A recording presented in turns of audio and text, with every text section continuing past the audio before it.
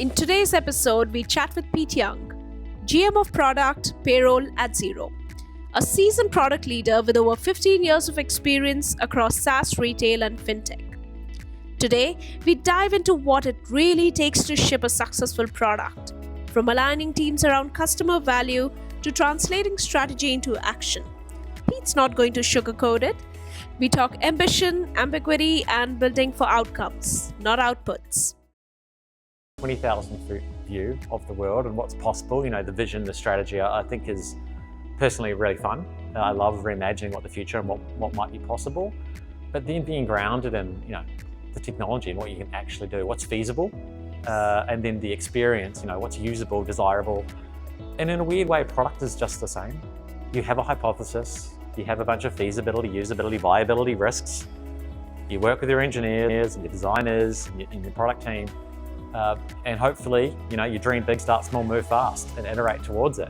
And I found that the parallel with that, with actually management consulting and strategy, was actually very similar in a way. But the fun part about product is you actually get to build something and solve customer problems.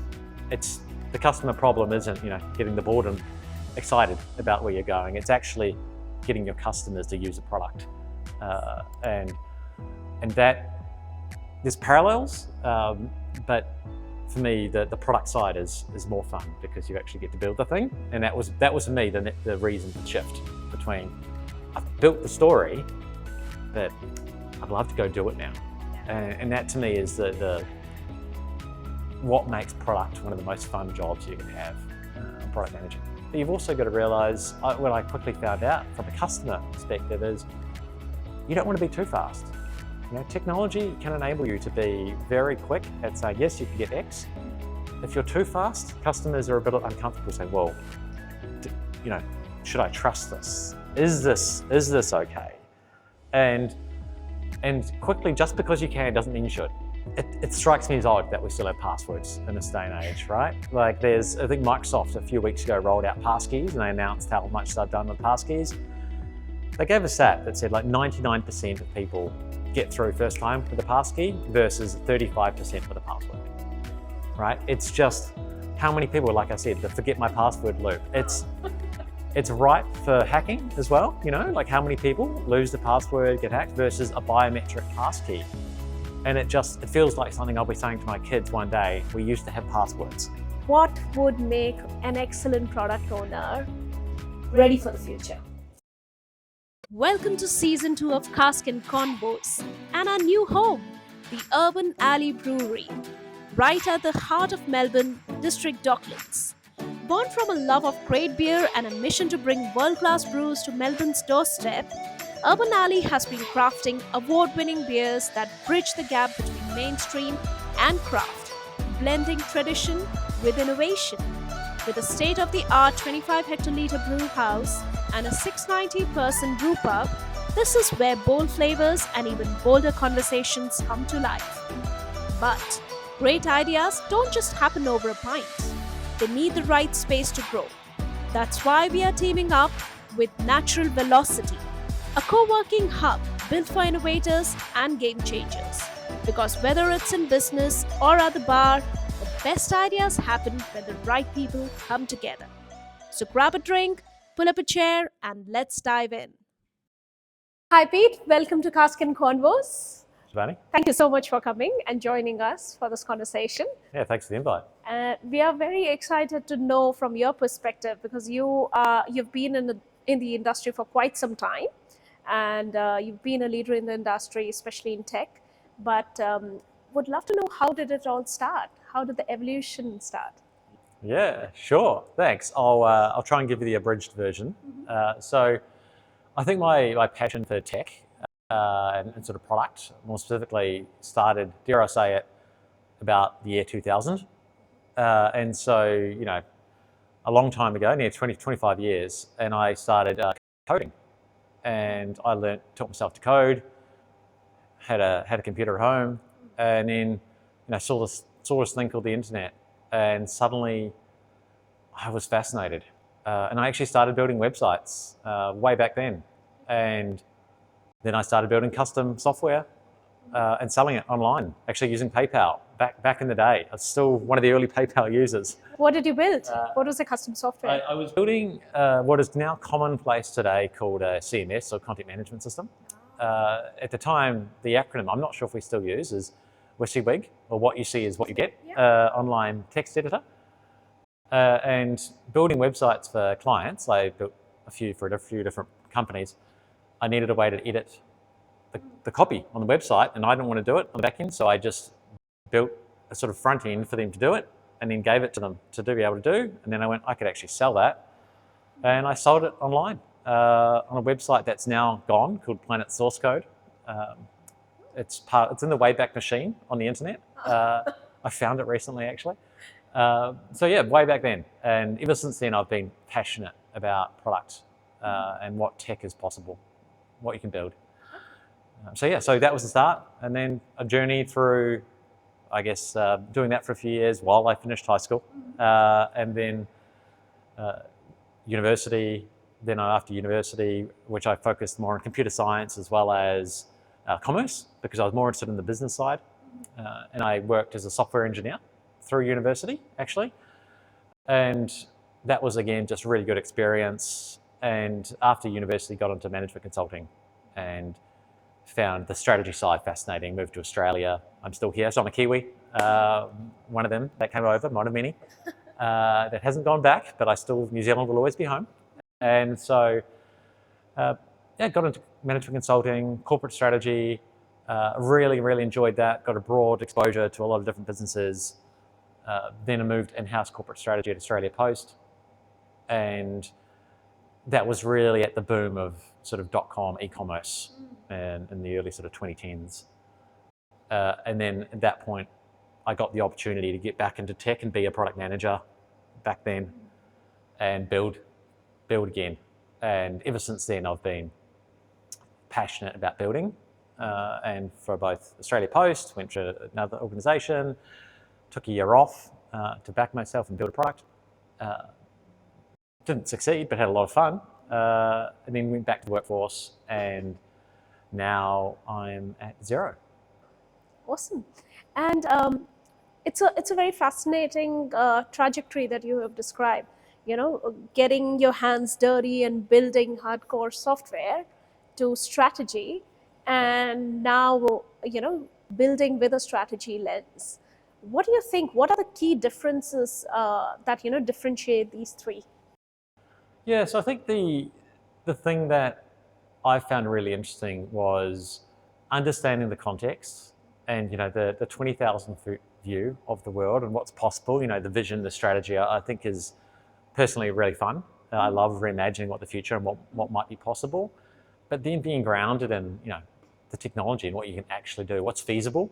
And then the experience, what's usable, desirable.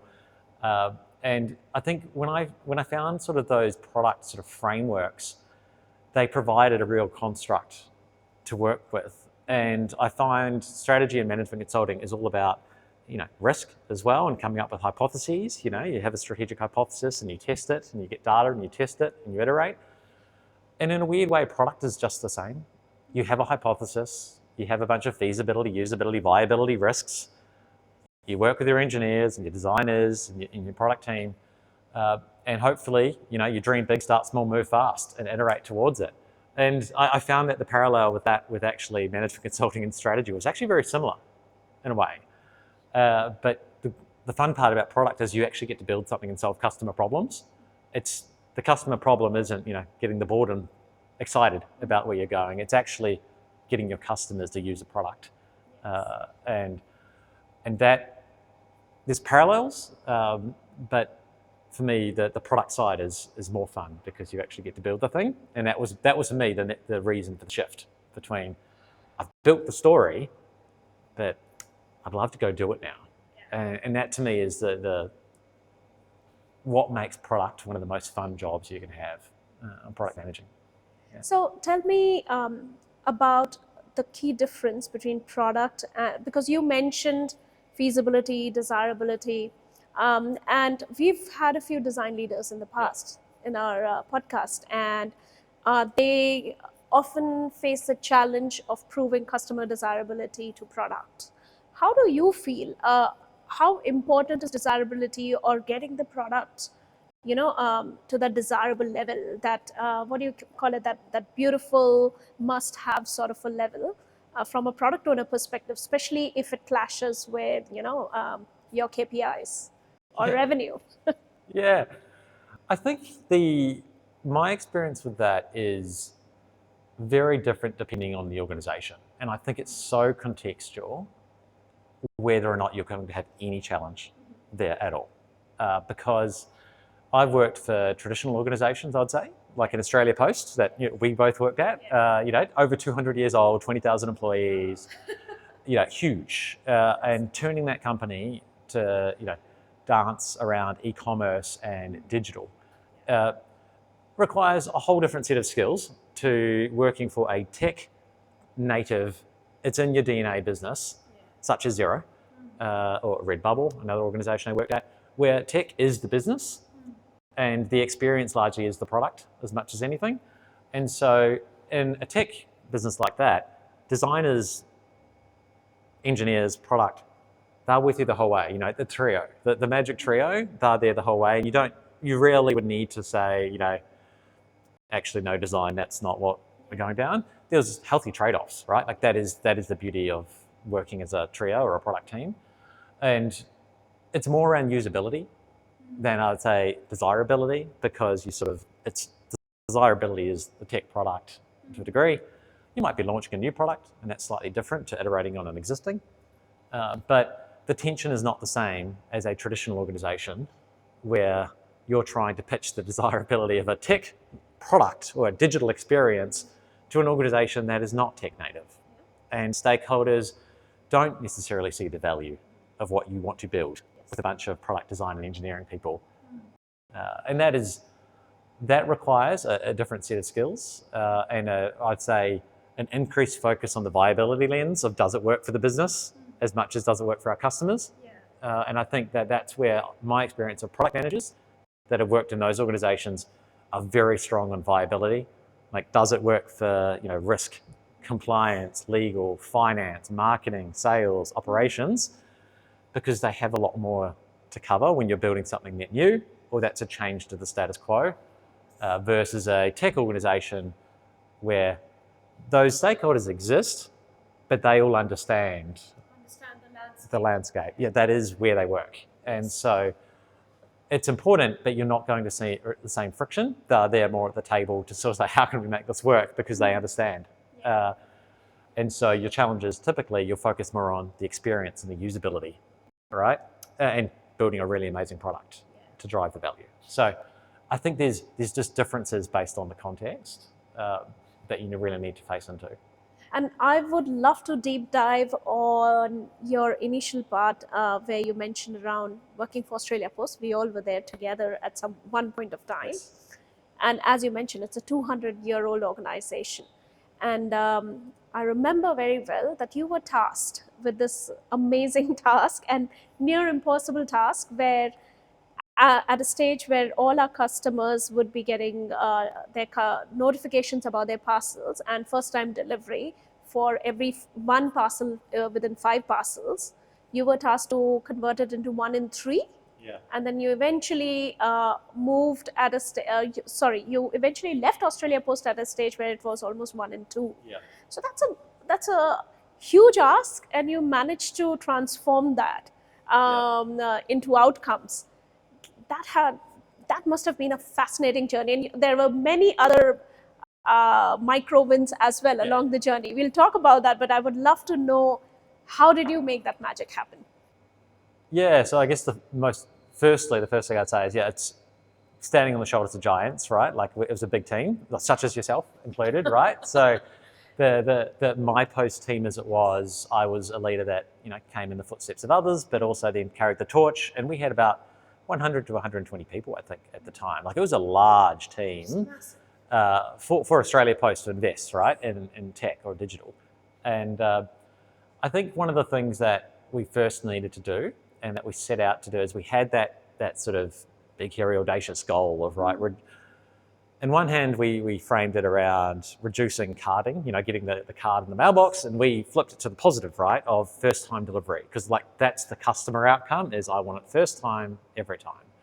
And I think that was an important framing maneuver to start with, because when you talk about the customer, let's talk about the customer outcome. And then secondly, we spent a lot of time with our finance team and digging into what I alluded to before, the viability lens. Because as an organization that was still relatively early in their digital journey, as a 200 plus year old organization, right? Like you were at the bleeding edge here, trying to turn that. We had to help the organization understand the value of what we were doing. And, I like to say, pixels to parcels. We liked to convert what we were building, this beautiful experience. How did that help the customer?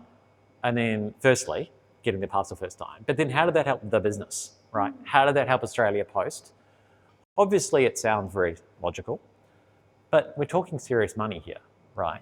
And there's 300 odd million. Which is literally funded by every Australian. Exactly, yeah. There's over 300 million parcels at the time when I was there, and that's probably exponentially higher now, I think, right? And the stakeholders that you have, to your point, in a product organization like that, it's probably the most complex of stakeholder web, because you've got the government as your shareholder, as well as the community expectations. We've all got a view on Australia Post. Every dinner party I went to, I was told about their delivery. Where's my parcel? Yeah, where's my parcel? Okay. I was like, okay, I'll take that. You've also then got the customer, and you've also got Australia Post, the business, and the people. So, a very complex web of stakeholders that are very vocal. And so we set out to ensure that the value of the work that we were doing had a really clear through line, as I say, the pixels to the parcels. And that was, how can we use technology to reduce that pain point? And which we came with the metric, but then how does that metric translate to business value outside of saying that's good for the customer? And so, I vividly remember working with our teams to come up with, financial data points that say, if Shabani gets her parcel first time, if we can help facilitate that through some sort of digital interaction, we can help our business avoid cost. There is a cost that is not borne by our business because we do not have to pay for it to get picked up somewhere else. Or it's actually cost out of the business because we actually don't have to pay X at all. And so what we were able to do was come up with effectively a live dashboard where we could point to and say, as a result of the experience we are creating for our customers, I can tell you that in the last day, week, month, we have helped Australia Post avoid X financial cost, or we've actually got this much money out of the business. And when I say out, it means we can reinvest it back into the people, to our customers in other ways. And so our goal was always to sort of surface, you get to see the end state, but here's the real value. And I remember sitting in an executive forum once, highlighting a Tableau dashboard at the time. We got this Tableau dashboard live, and we could show literally, here's the cost savings that we've generated for this business right now, year to date, over any period. This is the cost out, and this is the usage of the product. And you could just see the usage going up and up and up, right? So to me, that's where I say the viability lens, because that was about solving the ways that work for our business and for our stakeholders.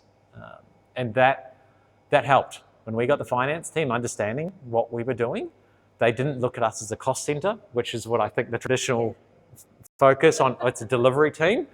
And we were quick to say, no, we're a problem-solving team. And, we have this much funding, but we will try and drive real results and outcomes. But saying outcomes over outputs and, the lingo without being able to point to the data, I think there's no value in that. And so we had the data, and, that data mattered. And it built a lot of credibility. It built trust in what we were doing. And we got momentum, right? We really got some really amazing results as a business and for our customers. I think you've highlighted something very fundamental over here, and a very interesting way of solving this problem, or bridging this chasm between desirability and viability, where you guys had this customer problem, and it was a very valid customer problem, and you flipped it.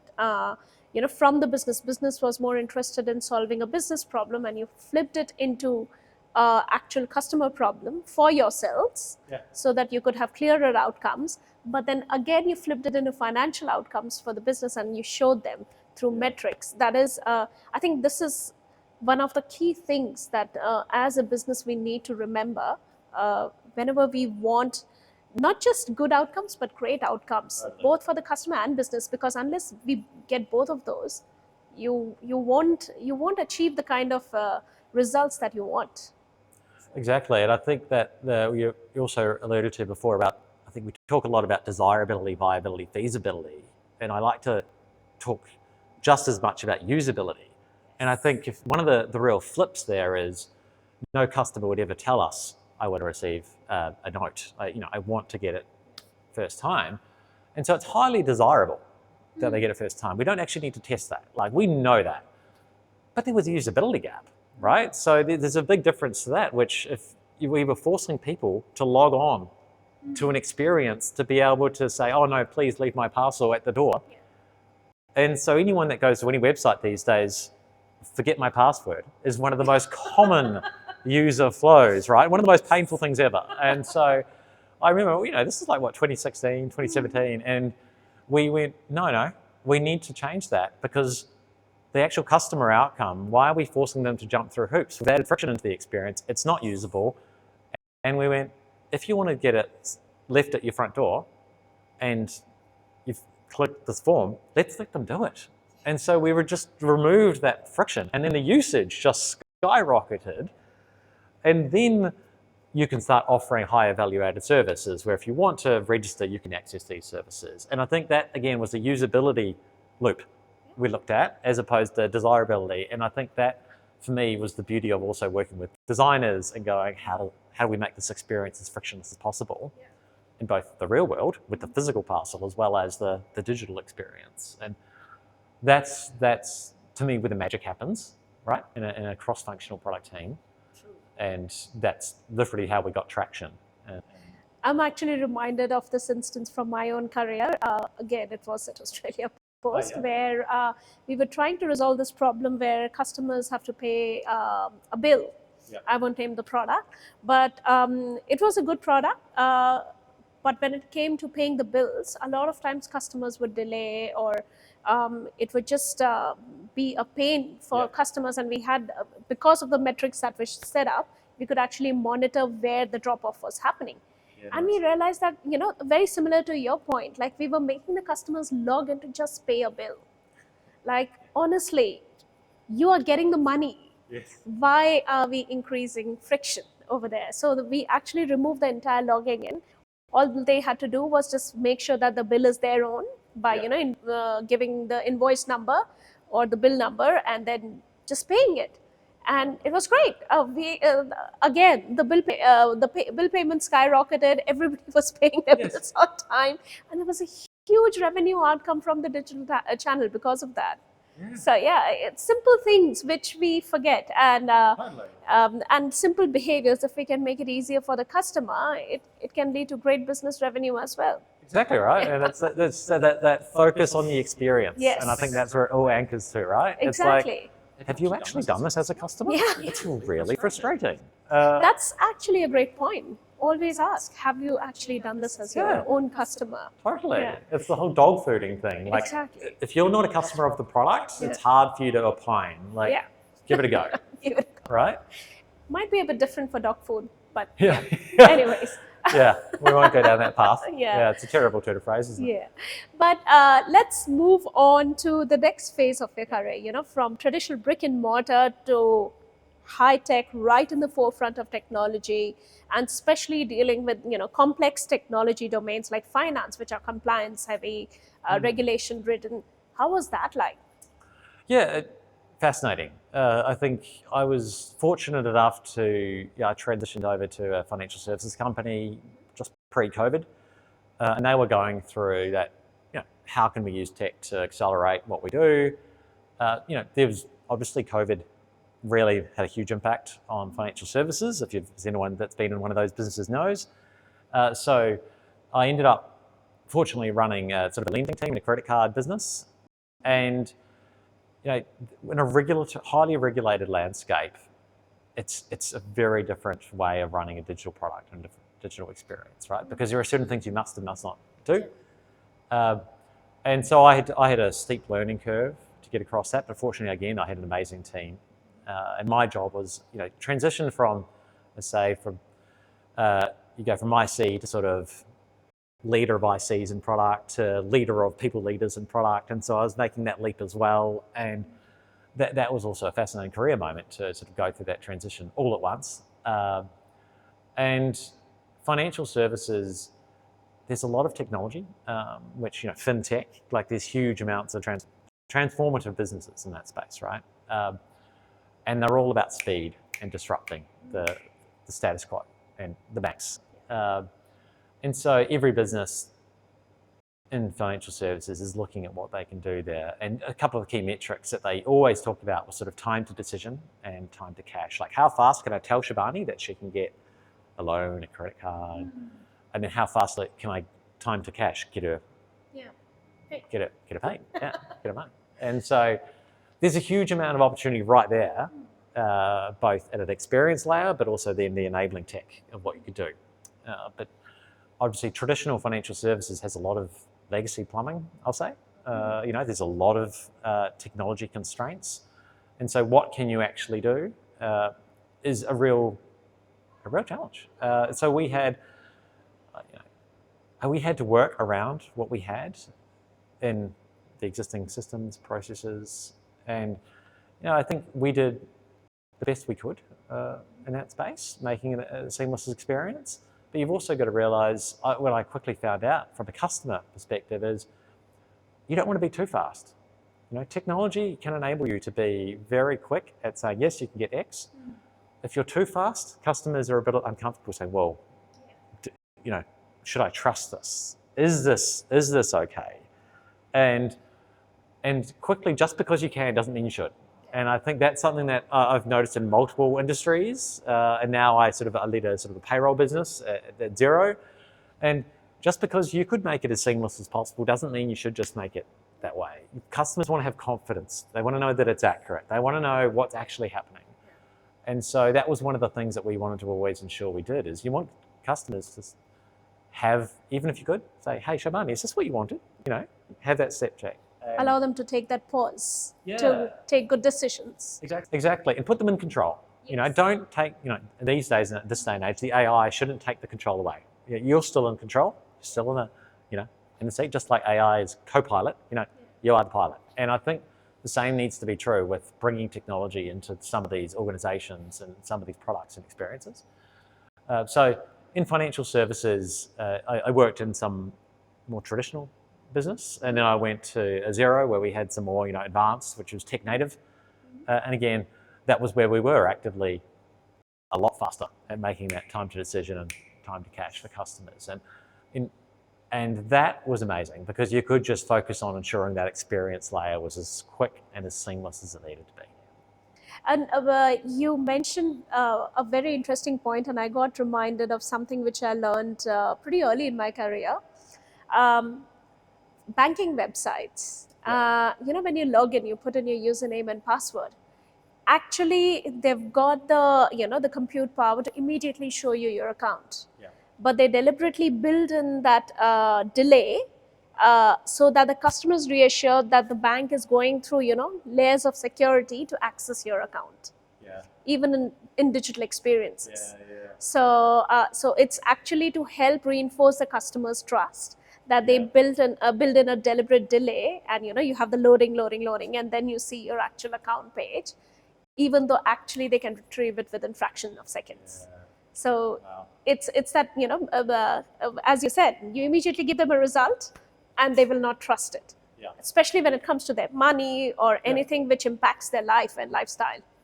Yeah, absolutely. And just on that thread, I think one of the things I find fascinating about passwords, as a product person, it strikes me as odd that we still have passwords in this day and age, right? Like I think Microsoft a few weeks ago rolled out passkeys, and they announced how much they've done with passkeys.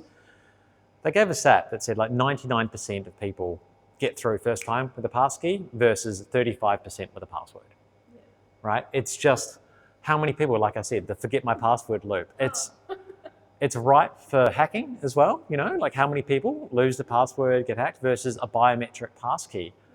And it feels like something I'll be saying to my kids one day. We used to have passwords, and in financial services, I think there's never a better place because we're all used to using our phone now to pay for things, right? With a credit card, actually really good security, right?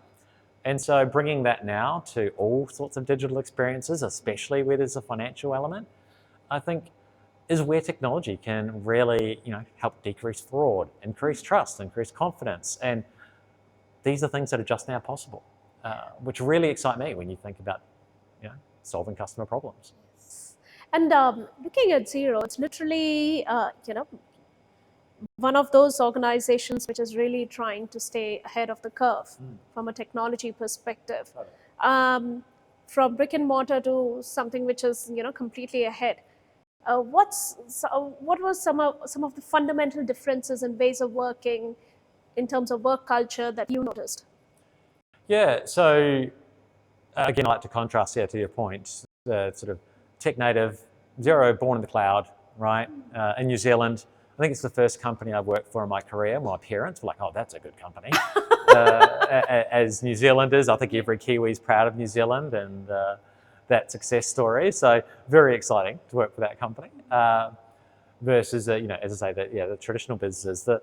The key differences that I've observed is when you're in a business like Xero, no one's talking about agile or digital transformation, right? Yeah, it sounds obvious to say, but I think, when you're working for an Australia Post or a more traditional business, that was, everyone's on a digital transformation, and are you running scaled agile or are you running Scrum? And whereas Xero, it's like, that's just what you are. And so, those conversations aren't there. You never need to justify, we need to invest in technology. The conversations are fundamentally different. You've got product managers working with their trios talking about, reliability and uptime and, key sort of DORA metrics for product. It's just how you work.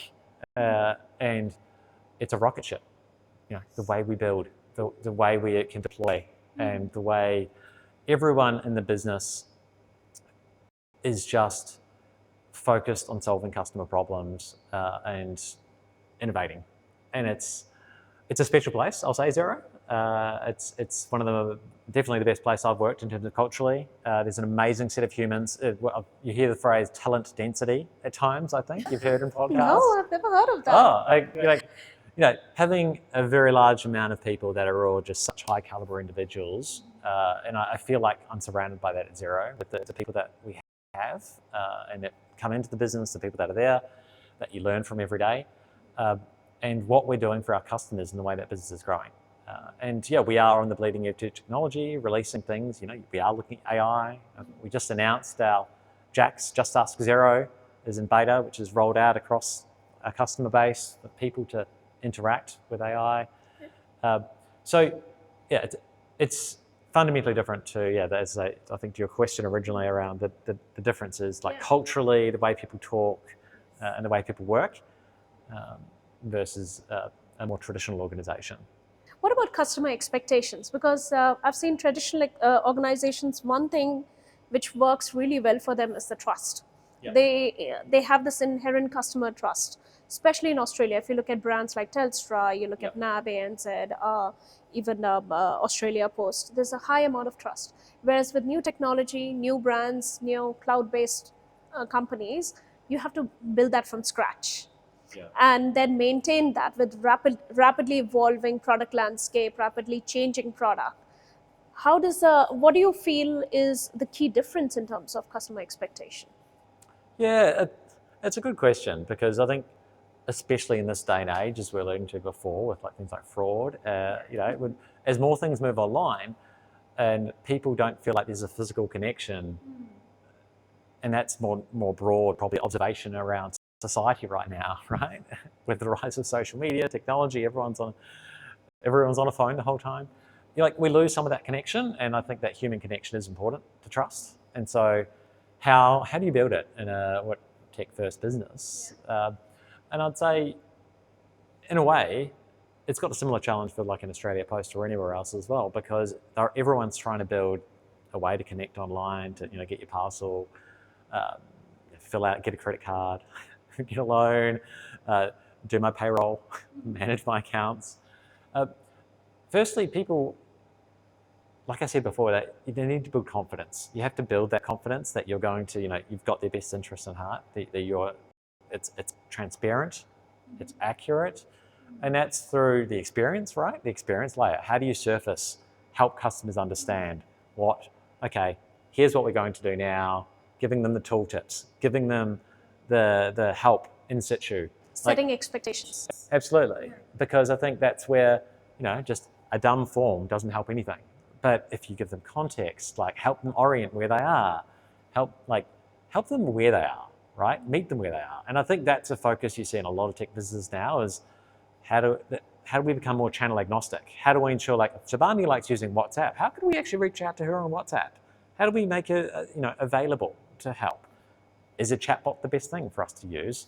Do we need a phone number? It really depends on the customer and the customer demographic, the customer segment that you're going after as well. Because every business is going to be different, right? An AI coding business, like for example, like Cursor or Windsurf AI, they are on the bleeding edge. Their customers' needs are going to be very different to traditional Australia Post business, and so setting ways to contact them, setting ways to build that trust are going to need different mechanisms and different parts of the experience. So there's no one right way, right? It really is going to depend on the customer, to your point. But strongly believe that you just need to set that expectations at every touch point that matters and make it transparent, make it easy. So I guess customer trust and transparency is literally the underlying fundamental layer for you guys. You can keep evolving with technology as long as that remains literally the foundation of everything. That's interesting. Let's move on to the future. Where next, especially in your industry, your kind of business, which continues to rapidly evolve? What do you think is in store? Yeah, so I think, right now, I think we're riding the AI wave, right? Everyone is. We all are. Every podcast, every newsletter, every time you turn on the TV, there's something to do with AI. But it's gone from being, something that we're just hearing about to, this is real. This is everywhere. And I've read a few articles recently where it's sort of people saying, most people don't understand how advanced this is. Like, it is actually scary. And I was in San Francisco recently for work, and there was a Waymo driving around. A lot of you have been to San Francisco, but they're everywhere. They are everywhere, and they are, driverless cars. And it's, you can jump in one, and it's quite confronting. It's a bit eerie, to be honest. Yeah, it is, right? And I drive a Tesla myself, but still I find it eerie to have, sitting behind in a taxi, and it's taking me every... Exactly, it is totally. And I just think about, like, if my parents saw that, and they're like, it's the classic case of the future's already here, it's just not evenly distributed, right? And there's these little microcosms feel like, wow, that's possible today, right? They just happen to be testing it there. And I think the same is true with how that's going to change the landscape of how we do product, how we build products, and therefore how industries evolve and shape. And so, like, for me, someone in product, right, I think it changes, like, impacts everything that you can do, but it's an accelerant and it helps you. And I really believe that it's a superpower for those that can leverage it, because we always talk in product around, being the expert in the business, the product, the data, the customers, and the industry. And you can overlay AI there and start saying, I've done it myself, where you go, I need to go deep on an industry problem.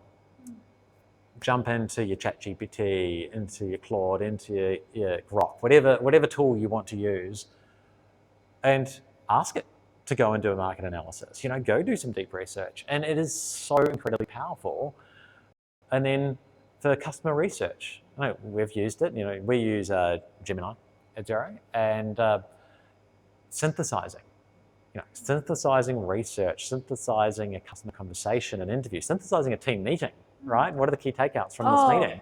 It's such a lifesaver. It's huge, right? So there's this efficiency gain, which is great for efficiency, but there's also like time to just getting the insight, like just get me the insight as quick as possible. I think that's really powerful when you start to like look at the data and you're like, right, I need to cut through this data. What's it telling me, right? I've got all this customer data, or I've got these customer insights and research, like let's pull it out. Or I've got some business context, right? Look at all these reports and help me understand this current state of play.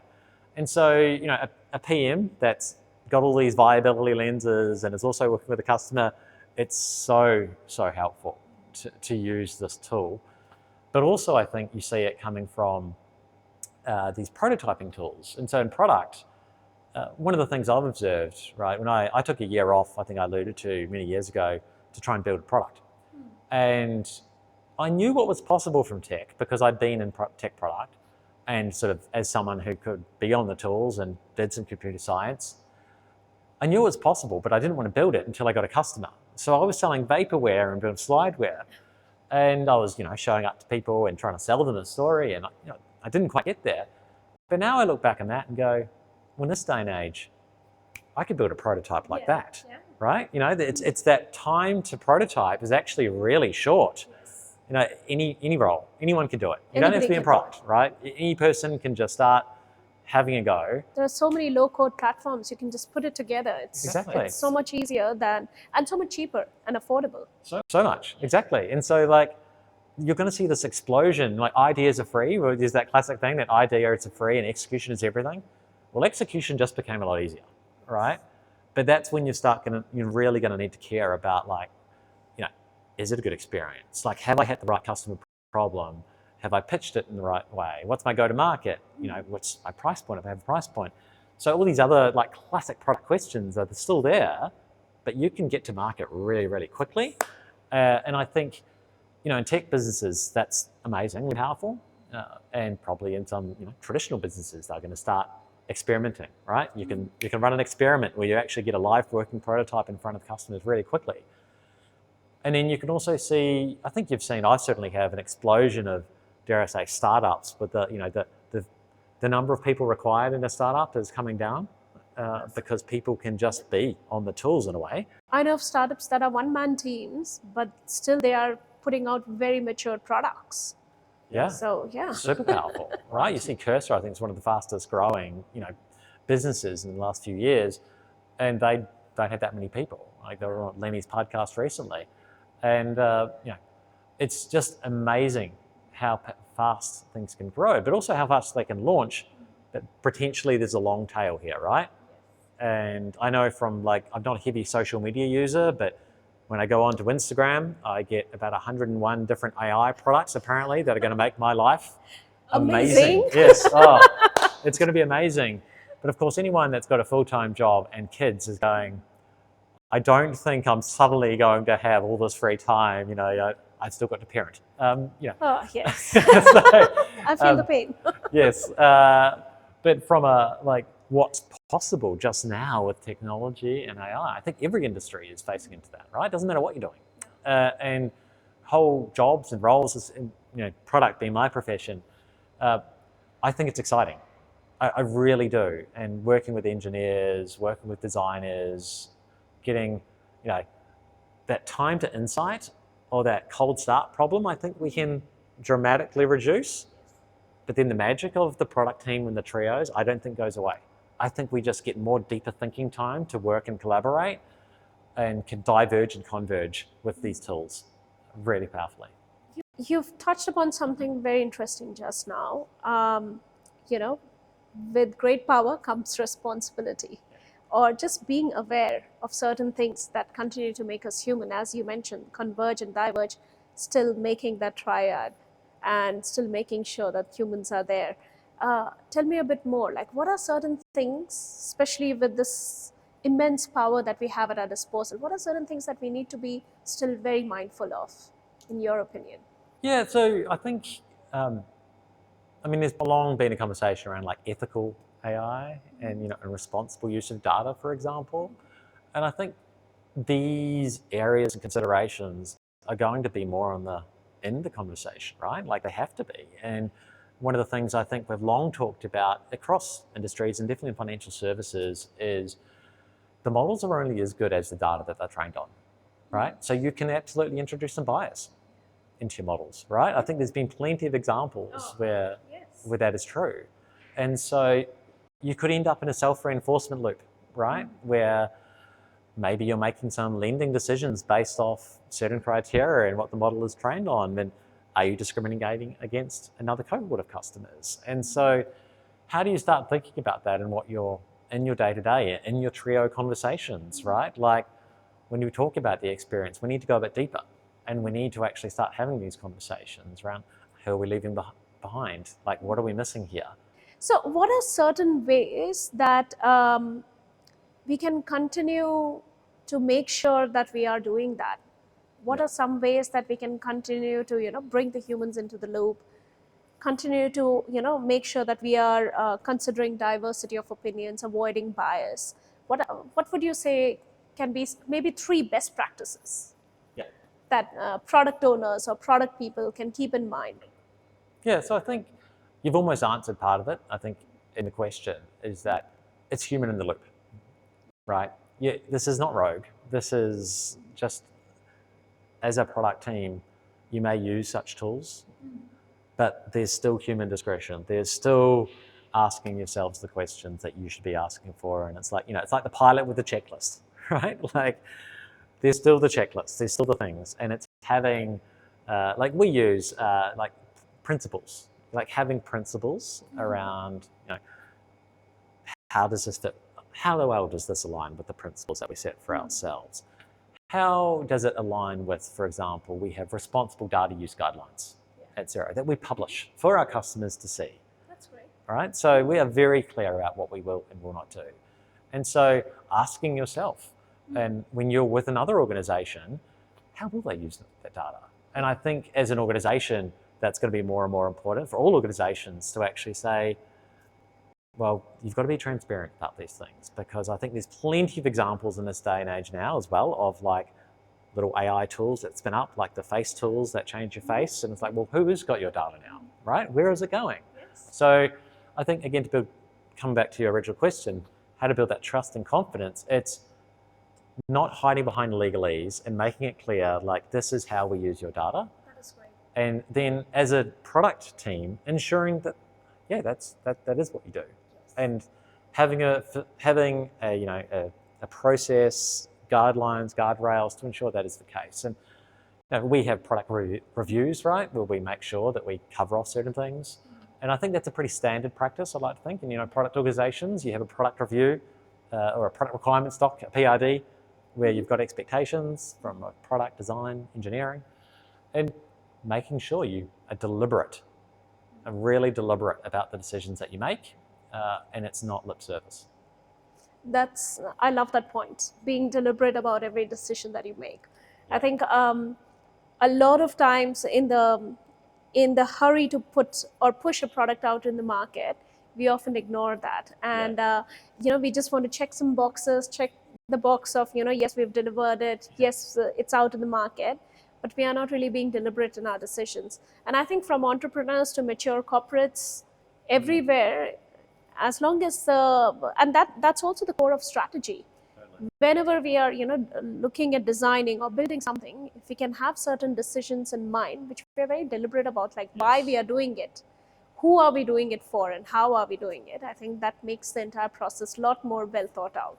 Totally, I agree. And I think it's a really important point that the strategy is about making deliberate choices. And if you're not making a deliberate choice, you don't really have a strategy. Like it's about having options, making the trade-offs. But then also, I think as an organization scales, from startup to like Australia Post or a large organization like Xero, it's having that record that this is the decision we made and why. Like being explicit about it, because also more people come into the organization, or you try and hand off things to other teams, and people need to get the context. They need to know the why. And I think that's another thing I've certainly focused a lot on in my career, especially of late, is making sure there's clear decisions that are explicitly made, rather than let's just go along and in the interest of speed, we're just going to get it out the door. It's like, well, no, speed and quality don't have to be compromised. And it's really important that you have the conversation.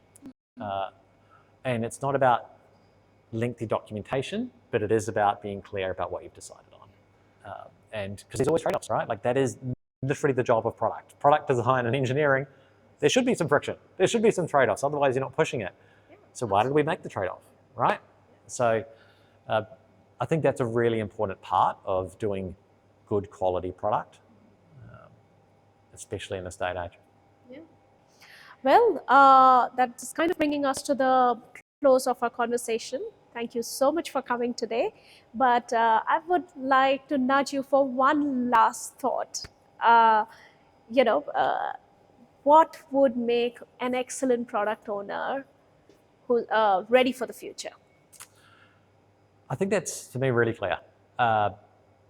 It's have a go yourself, right? If you're in products and you're not playing with like the latest tools, like the AI tools, for example, or just doing some fun prototyping yourself, trying to build a little side hobby, I think you're missing out. I don't think you can really grok what's going on right now unless you give it a go yourself. And that's maybe a personal belief that I learn by doing. So I think everyone should learn by doing, because you'll learn exponentially more by trying to compile some code, push it to GitHub, than you will thinking about it. When you go talk to your engineers and I've got a deployment problem, you can probably go, oh, right, I kind of more conceptually get it. And also there's nothing more rewarding than writing code and it working. It's a very tactile, fast feedback loop, and as product you crave fast feedback. So I think just giving it a go and just talking to other people about how they use it. You learn the most when you learn laterally. Exactly, right? Like just asking people, how are you using AI? Like, what are you doing? Because it's the best way. Like just real world scenarios. Have a go. Awesome. Thank you so much, Pete, for joining us today. And this has been amazing. A lot of our viewers are from a product background, and I think they will find this really valuable. So thank you so much for having me. Yeah, thanks, Shivani. Hope it was helpful. Thank you. Yes. From data management and product innovation to regulatory compliance, whether it's optimizing costs or enhancing efficiencies, Infinity is your partner for solving tricky problems with a human-centric and tech-powered approach. Connect with us at contact@infinity.co.